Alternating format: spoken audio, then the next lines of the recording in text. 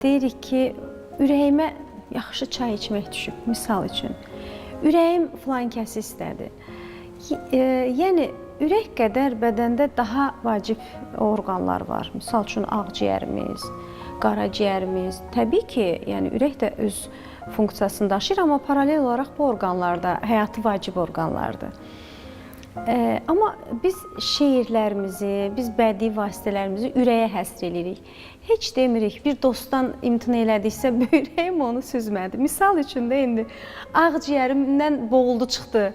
Nə o qədər söz tapmaq olar ki deməyə. Amma biz o ürəyə onu əlaqələndiririk. Məsələn, aşıq olanda oxu ürəyə vururuq. Ürəyə vururuq. Yəni, amma... Halbuki bunu ağciyərə, böyrəyə də vurmaq olar. Ağciyər ondan daha strateji. Ağciyər daha strateji əhəmiyyət daşıyır. Böyrək də həmçinin qaraciyərdən. Tamam da qaraciyər biraz regenerasiya funksiyası olduğuna görə, biraz həm də donor falan köçürməsi olduğuna görə tamam onu bir beybəndi kimi qoyaq kənara. Amma niyə məhz ürək?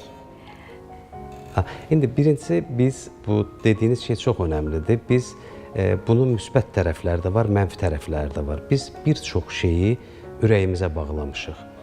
Hər şey, yaxşı şeydə böyük ehtimal ki, birincisi tək orqandır, mərkəzdədir və ta əvvəlcədən bilinir ki, bütün orqana, qanı atan orqan, bizim yaşamamızın səbəbi budur.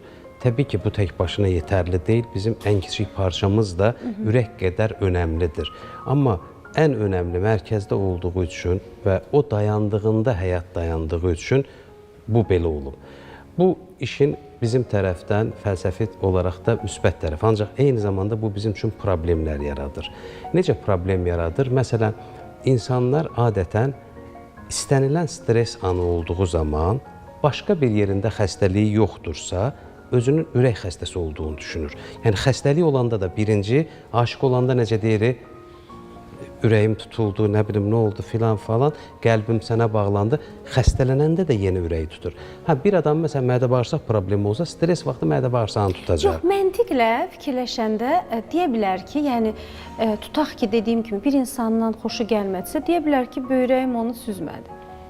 Daha məntiqli səslənir də, yəni mexaniki olaraq uyğun gəlir. Və yaxud mədəm onu həzm eləmədi. Bu biraz istifadə olunur. Aslında istifadə edilir bu. Yox, bu yaxşıdır, bu istifadə olunur. Amma hər bir şey ürəyə bağlanır. Və funksional olaraq ürəyin də funksiyası digər orqanlar kimi eyni əhəmiyyət kəsb elədiyindən bu sual meydana çıxır.